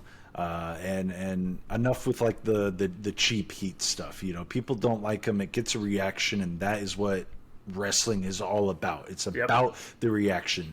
The best place that you can be in wrestling is getting cheered or getting booed. It's when you go out there and nothing's happening. If wrestlers, or if the wrestling community really wanted to show him, don't boo him when he goes out there. Be silent. Don't give him a reaction, because every reaction that you give him is, you're just giving him more money, you're giving the WWE more money, and you're giving the WWE another reason to continuously push him, Amen. I have to say, I am a little surprised you didn't take CM Punk. I believe that CM Punk only has another year or two. I think he's letting the John Cena retirement tour go. And then I think the following year, CM Punk is going to have his retirement tour. He's going to end up taking over booking in NXT, probably learning under Shawn Michaels for a little bit, because Shawn Michaels is obviously doing an unbelievable job right now over there. But I think they inevitably bump him up to one of the main rosters, even though I do think that would be a mistake. But CM Punk has publicly said that he wants to go into booking and helping the young talent afterwards. I'm kind of surprised I didn't take CM Punk here, but yeah, like I said, he probably does not have a long time left in the ring. One of my favorite wrestlers of all time. The dude has it on the mic. The infamous pipe bomb, he obviously takes a hit because he was gone for 7 years. He had the blow up that happened in AEW. Don't want to argue that he's a nice guy. Don't want to argue that he's the best locker room guy. But if you're going to argue that he doesn't have skills, that's when I have a problem with it, man. Pepsi Man. He is one of my favorite wrestlers of all time. He's got two of my probably top 5 entrance theme songs of all time. Cult of Personality, absolute banger. Kill Switch Engage, absolute banger. I really wanted him. We were throwing out theories of who could turn heel, because we had an inkling that somebody was turning heel at Elimination Chamber. John Cena was at the bottom of the list. I think corporate CM Punk was at the top of my list there, and I was hoping they brought back his Kill Switch Engage entrance theme. But I love CM Punk. Didn't make my list simply because we are trying to project a little bit forward, and I didn't want to leave the draft without Vikingo on there, but he definitely would have made it on my list. Another guy that I had ranked pretty highly, but I just went around, and I don't really feel bad about it, is Sami Zayn, man. He was an indie darling. He's been around for 2 decades now. Another person that you didn't really, or Vince McMahon really didn't see as a WWE superstar, and he has broken through that mold. He's not ripped, he's not the fastest guy, but the dude has technical skills. He connects with the audience, and man, that slow burn of the betrayal of the bloodline was the biggest pop that I have ever heard personally. The absolute stun that left on the audience was insane. He can work with anybody. He has unbelievable stamina for somebody that doesn't look like he's in great shape. Same thing with Kevin Owens, broke through that same mold. They have the comedy act, probably one of the best on again, off again relationships that we see with WWE superstars, with Sami Zayn and Kevin Owens. Both people are insane, absolute legends in my book. But there's just so much talent in wrestling right now, and I think that is reflective of our list, man. We are leaving off a lot of great talents, such as Cody Rhodes, man. Go ahead, talk about Cody Rhodes. Gunther. Dominic Mysterio was almost my number 1 pick. He was either number 1 or he wasn't on the list at all. So it was honestly tough. And the thing is I love Cody Rhodes. I really like Cody Rhodes. I don't know why it doesn't do it for me. It just never has. And I'll tell you what, the build up in the WrestleMania, when he lost that first year of WrestleMania, I was one of those people that was so angry. I was so mad. I was like, I can't believe he lost. They're going to have to build it up again for a year. And damn it, did they. And he did a great job at that. But since he's won the championship last year, I'm not intrigued. They always anymore. Say that faces can't be champions for long periods of time, and I agree. It gets very stale very quickly, and you just have so many heels in the WWE right now that you could have put him up against, but instead he stayed around that bloodline storyline for a little bit too long. The best thing that happened in his career was losing that first WrestleMania return. Yep. That was probably the most engaged that I have been with Cody Rhodes. Maybe it's just because we saw Cody Rhodes when we were younger, and he was just that skinny guy that was Dusty Rhodes' kid, but he just, I don't know, he does not do it for me. Nothing is interesting about it. His promos don't hit the way that they should. maybe he needs to dye his hair back to black and just come back as like a heel. But like Crossroads, meh. You know, does it 3 times like the Three Amigos, meh. Yep. Him with the title, meh. He's just meh. And I did not expect him to be on either one of our lists, and that is so shocking as the current face of the WWE. Yep. I think that shows that there's a problem with that in the WWE. He's just a boring guy. And like you mentioned with your John Cena pick, if he went mic to mic, toe to toe with John Cena, the man is getting absolutely torched. And there's a reason that they haven't let John Cena with a mic in front of Cody Rhodes so far. And I think we're going to get that next week or whenever we do see them matched up against each other next. He will be losing the title at WrestleMania. John Cena is going to go for the 17th. He's going to do it in front of Ric Flair. And I'm going to be incredibly happy because we have finally gotten the title off of Cody Rhodes. If you go look at my blog back, I took a good, I think, 6 months off from writing anything. One of the last things that I wrote was about how I was ready for Cody Rhodes to drop the title to a Solo Sikoa. This was before Jacob Fatu had even hit the scene, you know. Cody Rhodes just doesn't do it for me, and it seems like he doesn't do it for a lot of different people. If he's not making it onto our list, I don't think that's that bad for us to do to begin. I mean, like Gunther didn't even make our list. He's current world heavyweight championship, and I think that's just reflective of what the WWE has done with these title runs. Like this is like Gunther.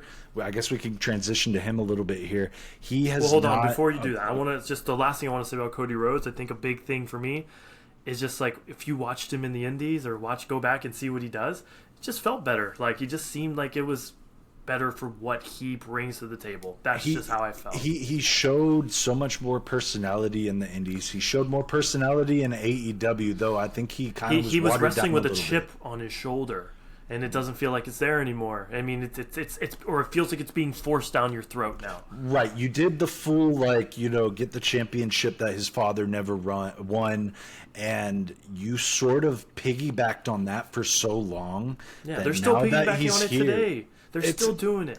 And it's just like, brother, we talked about all of these different guys that we sort of touched on where they have been able to evolve characters on the fly, and it has kept them interesting. It has kept them fresh. And Cody Rhodes just lacks that, man. Like, I'm tired of the Homelander shit. Like, turn him heel. There's better things that you can do with him than just have him be the baby face that you're literally afraid of a part-timer in John Cena to go head-to-head with him on the mic, because you know that he's going to get torched. And the minute that happens, you're going to see a whole fan base turn that, like, any fan that is still a Cody Rhodes fans today, he's going to get exposed. And like I said, there's a reason that they haven't let John Cena on the mic in front of him. Amen, brother. Gunther is another person that we sort of touched on. Had an incredible Intercontinental Championship run. He elevated that title back to being something that actually mattered, like it did back in the 80s. Which is where Chad Gable could have continued to run that, but instead we're doing nothing. Braun Breaker is fantastic, don't get me wrong, but I almost feel like he is out of the league of the guys they're putting him against because he's so fast, so strong, so quick. Like, maybe they should make the luchadors be a little more involved with somebody like him. I agree. I think Gunther is one of the best in-ring technicians that we've got. He's up there with the Chad Gables of the world. But yeah, this heavyweight championship just hasn't hit quite like the IC.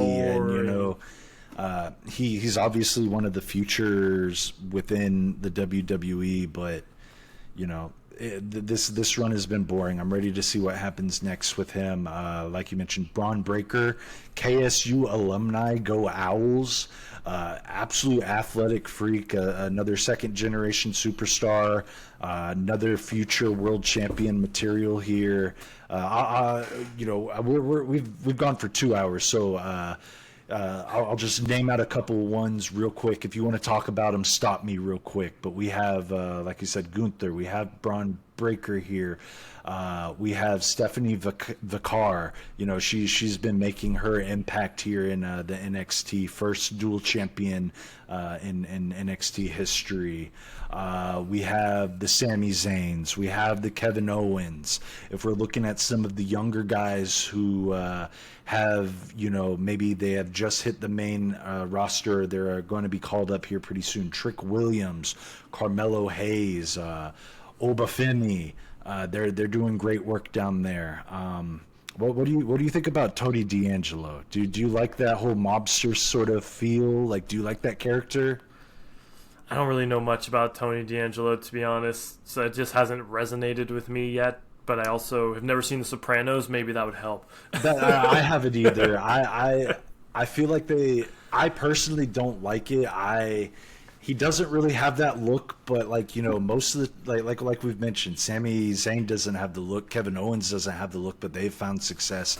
It seems like they've sort of taken a step back with him with like the whole gimmick wrestling thing again, and maybe that's just what they're trying to do in NXT. Maybe they'll drop it once he hits the main roster if he ever gets there.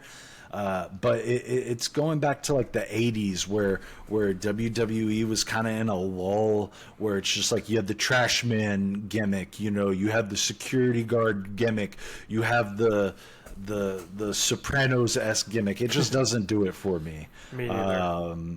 Dude, LA Knight, man. He's high on my list. He was really high on my list, and there's nobody that makes me want to say yeah like more than he does. Like, yeah. It's unbelievable. I see people on TikTok. Another guy who like transcends the WWE. The yeah, man. It's so simple, but it's just so catchy. It hooks your audience. I think the only reason I personally left him off my list, and like I said, I got him high here. I took a few people over him. He's 42 years old. It's happening so late in his career. But like, you know, things got a little bit murky there with the Max Dupree gimmick. Yeah, not good. Not good. They about failed him. I'm glad he was able to break through that. He was almost in a Chad Gable situation, and then thankfully they at least put the United States Championship on him, because he was one of those guys that's like, you don't have much time, like, use him for what he's worth. And he was so over. Even when he was going with Logan Paul, he ends up in Puerto Rico. Like, just stuff like that like really matters, and he does such a great job on the microphone. Like, he doesn't have the best move set, and the blunt force trauma is fine, but damn, he's over. Right, the dude is over. You got to give him, or you obviously had to give him a title. Excuse me. I don't know if he's ever going to make it to a world champion. I could see him maybe a couple more chances at it. I don't see him ever winning it. But, like, keep him at the top of the mid-card for as long as he's got left. Like I said, he's 42 years old.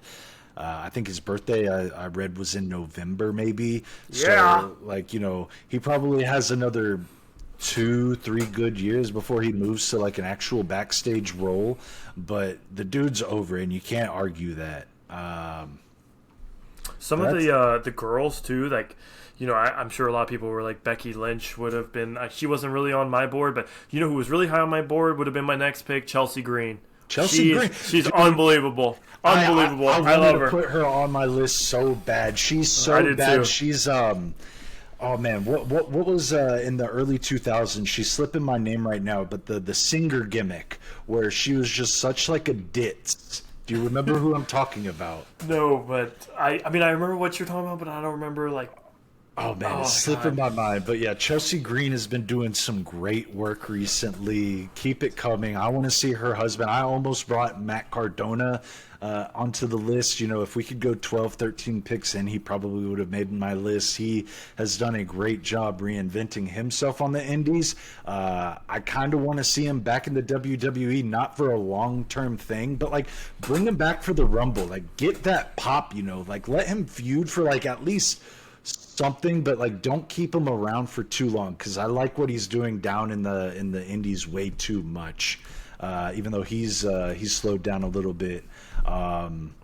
Christian Cage, bro, 50 years old, and I think we're seeing the best that we've seen out of him. He was on my list. Career. He was on my list, but he's just been a little stale recently. But God, getting Nick Wayne to call him Dad. The way he talks, his promos, and like just saying unhinged stuff.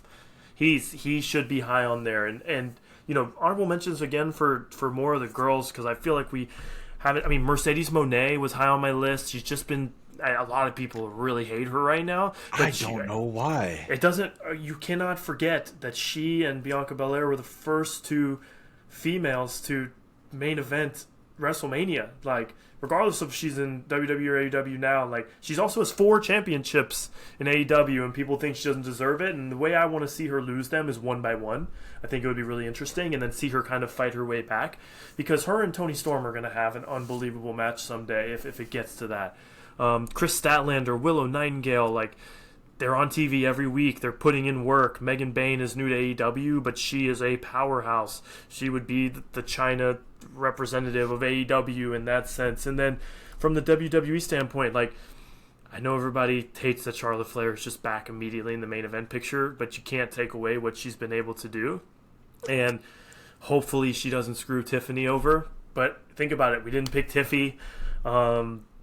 Did we pick in any like world championship like holders right now? Because isn't Io Sky like that's somebody else that we didn't pick Io deserves all the praise in the world? But I don't think we did a good Toni job. Storm. That's it. Toni Storm, yeah. I guess shoot, man. I think we did a good job not really hitting on people that you would necessarily expect to see on this list. Like I'm sure you'd expect a Cody Rhodes to be on there somewhere, but I feel like we hit a lot of guys and girls that deserve the spotlight more than necessarily they're getting right now. And then just like absolute legends, man. I think we both got a good, well-rounded list. Like I said, I thought I was going to come into this with a bunch of WWE stars on my roster. I got a lot of AEW, and I think I would have thought that you would be more AEW heavy, and I feel like you got a nice little split. Yeah, I think I had I had 6 WWE and 4 AEW. No, you would have never. I mean, now granted, you made some really good picks that were easily. Like, I'm taking Swerve Strickland second if I could. I'm taking Toni Storm third. But I think it just goes to show that when you sit there and actually think about who is in that position for you, and it's obviously our opinion, you're surprised by where you actually put them when you're actually picking them in an order. That's crazy. For sure. I definitely surprised myself. Like I said, I didn't even put Will Ospreay on my list because I was like, obviously you're the guest. I'm going to give you the first overall pick, and there was no way that you were going to pick him. But the future is bright for wrestling. I think wrestling is in a very good spot right now. With AEW continuing to succeed, they got their HBO Max deal. We talked about it a little bit yesterday. That sort of forced WWE to do a deal with Netflix. And I think the best thing about that is that we are putting wrestling in front of more people's screens. You're making it more readily available, which I feel like a lot of the big 4 sports, like in MLB, NBA, NFL, NHL, it's harder to view those sports because you have to have this package to watch this game, the blackouts for the teams that are in your area. Yep. where wrestling is capitalizing on this and doing the exact opposite. It's like we are going to make it more readily available for you so we can get more eyes on the product. Yep. I think TikTok and Twitter have definitely helped with that, or X, whatever you want to call it. You mentioned like it's the clips are being sent around, and even casuals or non-wrestling fans are seeing these things, and it's catching their eye. We're creating more fans now than I think we've ever had before, and like I said, I just think wrestling is in a very good place right now. I couldn't agree more. I feel like lucky to live in this time and be able to watch it and go to Netflix or Max and not have to wait till the next day for it to come on Peacock, or to some extent you still do, but man, it's a beautiful life we're living, and I'm glad we got to talk about this today because that was very fun. For sure. Just to wrap it all up, do you want to go ahead and read off who all you chose, just to remind any listeners of what your list looks like, and then I'll do mine. Yep, so my list was first pick Will Ospreay, second pick John Cena, third pick Mariah May, fourth pick Seth Rollins, fifth pick Liv Morgan, sixth pick Adam Page, seventh pick Drew McIntyre, eighth pick Rhea Ripley, 9th pick, Kyle Fletcher. 10th pick, Chad Gable. And on my side, I got my first pick with Swerve Strickland. I have Tony Storm, Roman Reigns, John Moxley, Kenny Omega, Penta, Jordan Grace, MJF, Maxwell Jacob Friedman. Then I stopped writing it down. Vikingo, and then Bad Bunny. Might as well Bad Bunny, throw it on there. Appreciate you guys listening. If you were able to make it through, in the comments, leave a comment to see who you thought had a better draft here.